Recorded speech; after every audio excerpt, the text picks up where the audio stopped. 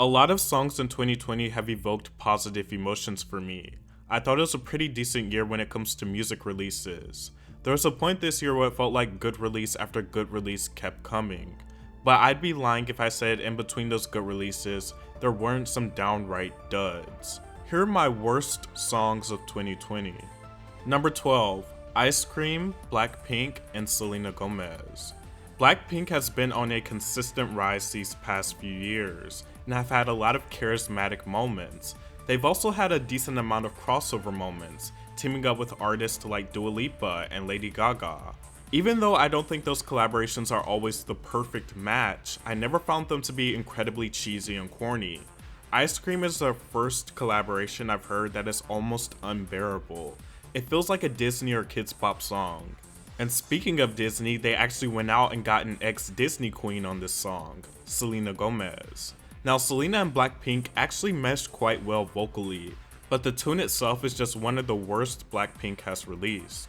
Selena, however, isn't the only ex-child star that's taken a part of this song. Yep, this song is penned by Ariana Grande, and it sounds like it. Listening to the lyrics while having Ariana Grande in mind is something you grow to hear every time you listen. In fact, the lyrics sound like something that would be placed on her latest LP, Positions. It has the hip-hop and rap-inspired songwriting, accompanied with some pop melodies. Lisa's rap verse is not her most charming, and the song just reminds me of 2010s pop music, but like the worst version. It resembles Swagger Jagger by Cher Lloyd, that annoying, flavorless teen pop that hasn't exactly aged well. Number 11, 34 plus 35, Ariana Grande. Positions is Ariana Grande's most recent album. It features the star taking on a much more sexual direction. Although I admire the unapologetic approach, it is definitely one of my least favorite Ariana Grande albums. One of the weakest spots on the album comes with 34 plus 35, which equals 6'9". It's a song about sex, obviously, which isn't the problem at all. Sexual puns aren't anything new, but the problem with this song is it barely tries with anything, and possibly features some of the worst lyricism of her career. The puns aren't clever, she doesn't attempt to come up with interesting wordplay, it just feels lazy. I've been drinking coffee and I've been eating healthy. You know I keep it squeaky. Nothing about this song sounds fun or even sexually appealing. I can't say Ariana sells the song all that well either. She doesn't sound very enthusiastic in her delivery. Nothing about this song makes me want to stay up all night. In fact, it just makes me want to fall asleep. Number 10, Be Happy, Dixie D'Amelio. TikTok has brought us some great and interesting hits. Without it, a lot of songs wouldn't have seen the light of day, and this should have been one of those songs. Dixie D'Amelio may be TikTok royalty, but her bid for the pop crown just isn't strong enough. She sings like it's her first time touching a mic, she doesn't sound assured or emotive. Be Happy is bad in the same way a lot of Maroon 5 songs are bad. It's just incredibly mediocre and cliche. It also sounds like a song from half a decade ago. It's mom pop, but the worst kind. I'm all for influencers testing the waters and their different potentials, but a music career isn't for everybody. But I doubt her passion or lack thereof for music will stop her music career from continuing. She just snagged a collaboration with former One Direction member Liam Payne called Naughty List, and you can only imagine how that sounds. Dixie, if I had to listen to a song this bad continuously, I wouldn't want to be happy either. Number 9, Savage Love, Jason Derulo, and Josh 685. Suddenly, after Rihanna told the world she was a savage in 2016 with Needed Me, everyone wants to use that phrase in some way, even if it's extremely cringeworthy. Jason Derulo is a hitmaker, not the most distinct one, but he does have some hits I enjoy because of nostalgia. After a few years going under the radar, this year he revamped his career as a TikTok star, which I think is a very smart marketing idea. His TikToks are entertaining, a lot of times corny, but he's very likable and endearing. This song was birthed through TikTok, and it sounds like it. There's nothing wrong with songs blowing up on TikTok, but there are songs that are very obviously engineered to drive direction towards the TikTok audience, and this is one of them. There's not many redeeming factors about it. The beat has some catchy melodies, but it stays the same and doesn't really switch up at all. Overall, it just sounds like a typical Jason Derulo song, which can be very generic, lifeless, and uninspired. I can't help but to feel that people don't actually care what this song says or is about. It's just one of those hits that happens to be attached to a viral moment. I can't say I want any Savage Love after hearing this non-stop throughout the year. Number 8. Freak, Doja Cat. Doja Cat was one of the most prominent breakout stars of 2020. Although she was a major part of the disco and funk revival of the year with her massive hit Say So, I can't necessarily say that her revival of 50s pop on this track is as good. This song has been out for years, but since it went viral on TikTok, I assume her label wanted to give it an official push and released it. This particular sound just doesn't work. A generic trap beat thrown under a 50s sample. I admire her versatility and willingness to try new things, and perhaps it could work on another song, but it just doesn't work well here for me. Number 7. Holiday, Lil Nas X. Lil Nas X took us down the Old Town Road in 2019, an absolute smash hit. He followed it up with Panini, a song reminiscent of Travis Scott. Nonetheless, still a fun and easygoing song. With all the hype leading up to his debut album and him taking a lengthy break after the success of his 2019 singles, he made his official return with Holiday, a song that celebrates his come up. Despite the title, it doesn't sound very festive at all, which is why I question why he decided to market it as a holiday song and released it during the Christmas season. It just sounds like a bad Travis Scott ripoff. The chorus is one-dimensional, the production is standard, the video is quirky and entertaining, but I can't help but feel he's doing all of this with sincerity. But it just comes off as a slight comedic take. I don't think Holiday is an ultra serious song, nor do I think it's intended to be interpreted that way. But I do think he tried to flex his pen and show off his skills, but it's just not very alluring. That's not to say he won't evolve, but Holiday is just not a great start in my opinion. Number 6. I Love You's, Hailee Steinfeld. Hailee Steinfeld is a part-time pop star. She decided to take the music world on in 2015 after appearing in Pitch Perfect 2. She had a few recognizable hits like Love Myself and Starving. She returned back to music in 2020 with her EP titled Half Written Story.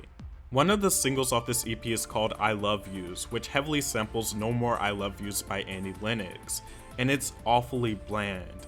It's upbeat and basically an oath to herself. It feels 80s inspired but with a modern touch, and this is the year of 80s inspired music, so it should fit right in, but it just pales in comparison to all of the 80s inspired music that came out this year. Don't touch classic songs for samples if you're not going to utilize them in a great way. It just makes your song sound even worse, as opposed to if it was just a bland song that doesn't sample a well-beloved classic. Number 5. Nobody's Love, Maroon 5. There's not too much to say about this song. It's a Maroon 5 song. They occasionally strike gold with some decent pop singles, but more than none, for the past 8 years or so, the majority of their output has been dreadful. Not to mention, Adam Levine has one of the most annoying voices in pop. Apparently this song was released in support of legalizing Mary Jane, but the song literally has nothing to do with it at all. It's just a baseless, poorly written love song. The lyrics read, "Baby, you're the key to my heart, lock it. If you're ever left, never unlock it. Lonely like an island. Oh brother, this guy stinks. Need I say more?" Number 4. Hot Girl Bummer, Black Bear. Hot Girl Bummer is a 2019 song that reached its peak in 2020. It was released at the height of the Hot Girl Summer movement, only a few weeks after, and I highly doubt the release date was a coincidence, seeing that Black Bear tries to turn Hot Girl Bummer into an anthem of sorts, saying, "This is that Hot Girl Bummer anthem, turn it up and throw a tantrum." Well, ain't that about the lamest anthem I've heard. I guess you could categorize this song as pop rap. It feels like a song written about teenage angst, or everyone's I'm not a cool kid phase. The only problem is Black Bear is 30. I feel like this song relates most to older college bros who think hearing a song like this is some generational awakening. It's more so just extremely insulting that he would take Megan Thee Stallion's Hot Girl Summer movement and attempt to eclipse it with such a tasteless song. It wasn't a Hot Girl Bummer, it was a Hot Girl Summer. The only thing that was a bummer is this overly pretentious song. Number 3. Gooba, 6ix9ine. Out of all the things we haven't been able to get rid of in 2020, 6ix9ine surprisingly seems like one thing we have gotten rid of.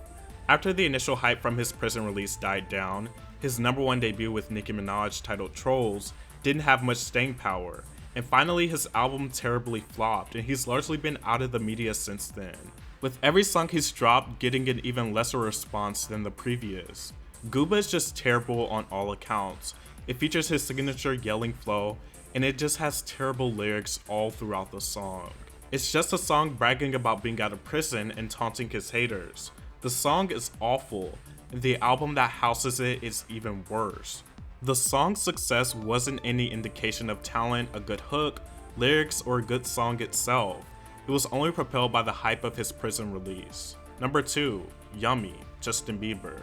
Justin Bieber has had a pretty great year despite releasing possibly his worst album ever, Changes, considering he still got nominated for 4 Grammys for Changes.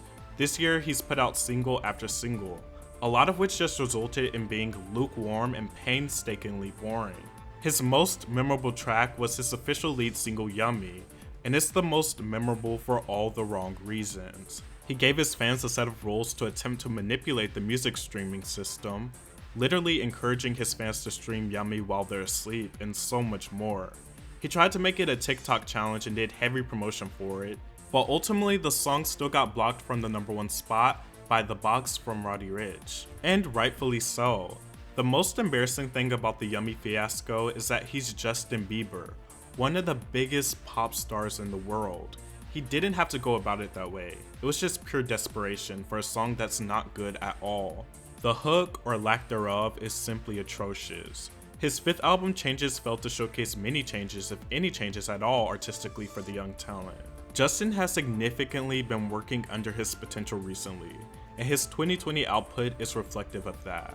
I don't think Justin Bieber has completely lost his quote coolness yet, if you can call it that.